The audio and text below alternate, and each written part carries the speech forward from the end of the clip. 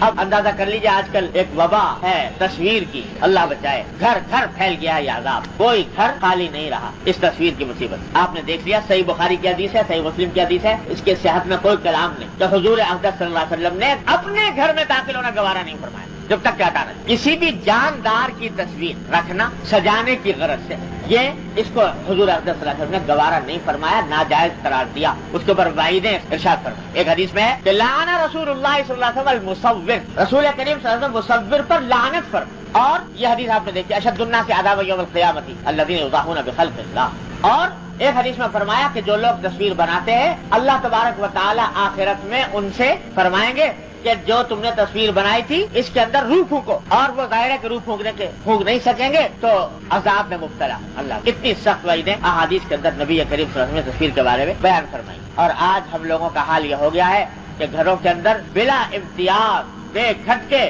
جا کر دیکھو گھروں کے تو بت خانے بنے ہوئے ہیں، محض زیب و زینت کی خاطر دیواروں پر تصویریں لگائی ہوئی ہیں، اور اپنی طرف سے گویا پہرا لگا دیا ہے کہ فرشتے داخل نہ ہونے پائے ہمارے گھروں، رحمت کے اللہ کی رحمت داخل نہ ہونے پائے ہمارے گھروں کے اندر۔ ان ذی روح تصویروں کے ذریعے کوئی پہرے دار بٹھا دیے کہ آئے تو شیطان آئے، اللہ کی رحمت کا فرشتہ داخل، یہ عالم کر دیا۔ حضور نبی کریم سرور دو عالم صلی اللہ علیہ وسلم نے جب مکہ مکرمہ فتح فرمایا، مکہ مکرمہ فتح ہوا، تو حضرت علی رضی اللہ تعالیٰ فرماتے ہیں کہ حضور اقدس صلی اللہ علیہ وسلم نے مجھے باقاعدہ اس مشن پر بھیجا کہ جو کوئی تصویر کہیں میں بنی ہوئی دیکھوں اس کو مٹا دو۔ اللہ تدع قبر مشرفا الا سویتا و اللہ تدع تمثالا الا طمستا، جو تصویر بنی ہوئی دیکھوں اس کو مٹا دو۔ باقاعدہ اہتمام کر کے حضرت صلی اللہ علیہ وسلم نے تصویریں مٹوائیں فتح مکہ کے بعد، اور اتنی وعیدیں بیان فرمائی نبی کریم صلی اللہ علیہ وسلم۔ تو بھائی، اور یہ صاف صاف فرما دیا کہ ملائکہ رحمت داخل نہیں ہوں گے اگر ذی روح کی تصویر گھر میں لٹکی ہوئی ہے۔ تو یہ جو گھروں میں رواج ہو گیا ہے بلا وجہ گناہ بے لذت، بلا وجہ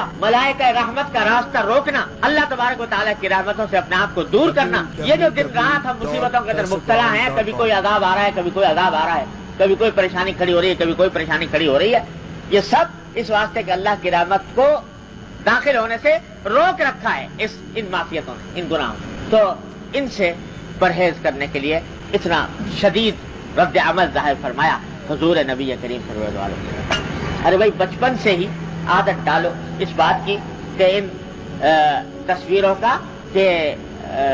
سے مانوس نہ ہو، لوگ اپنے آپ کو بھی بچاؤ، اپنے گھر کو بچاؤ، اپنے بچوں کو بچاؤ کہ اس کے مانوس کوئی مجبوری ہے پاسپورٹ کی، ویزا کی یا شناختی کارڈ وغیرہ کی، اس قسم کی مجبوری ہے، اس کے لیے تصویر اتارنی پڑ گئی، بنوانا پڑ گیا، تو انشاءاللہ اللہ کے ہاں امید جائز ہوگا، اس کے اوپر امید اللہ کی رحمت سے کہ اس کے اوپر گناہ نہیں ہوگا۔ لیکن بلا وجہ میں سجاوٹ کی خاطر اور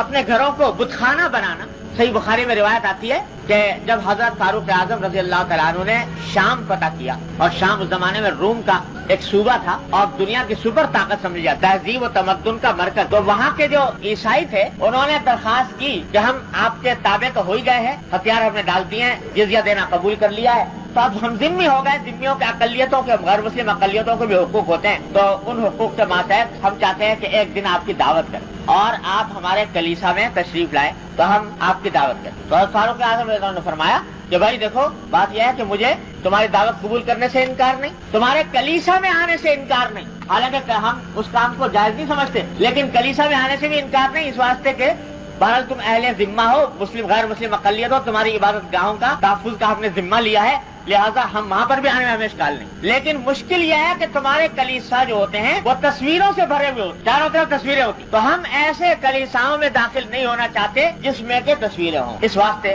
ہم آنے سے معذور، داخل ہونے سے آپ نے منع فرمایا ان کلیساؤں سے۔ تو بھائی اتنی بات ہے، اور آج یہ شیر مادر کی طرح اس کو بالکل رواج اس طرح پھیل گیا ہے۔ آج کہا جائے تو لوگ کہتے ہیں کہ صاحب کیا کریں، تو زمانہ ہی ایسا آ گیا، یہ تو دور ایسا آ گیا، بچنا بڑا مشکل ہے۔ ارے بھائی، یہ حضور اقدس نبی کریم صلی اللہ علیہ وسلم نے ارشاد فرمایا تھا کہ ایک زمانہ ایسا آ جائے گا کہ سارے دین کو مٹھ کو کے اوپر عمل کرنا ایسا ہو جائے گا جیسا آگ کا انگارہ ہاتھ میں تھامنا، وہ دور آ گیا۔ لیکن جو اللہ کا بندہ اللہ کے اوپر بھروسہ کر کے اور اس کا اہتمام کرتا ہے تو اللہ تبارک و تعالیٰ کی طرف سے مدد بھی ہوتی ہے اور ثواب بھی اتنا ملتا ہے کہ حضور نے فرمایا کہ ایک آدمی کو 50 صحابہ کے برابر ثواب، اتنا ثواب۔ ذرا سا اس کے اوپر ہمت کر کے دیکھ۔ اب آپ دیکھ لیجیے کہ حضور اقدس نبی کریم صلی اللہ علیہ وسلم نے کتنا اس کے اوپر رد عمل کا اظہار فرمایا۔ تو بلا وجہ تصویروں سے اپنے آپ کو آلودہ کرنا، اس سے خود بھی بچیں، دوسروں کو بھی بچیں۔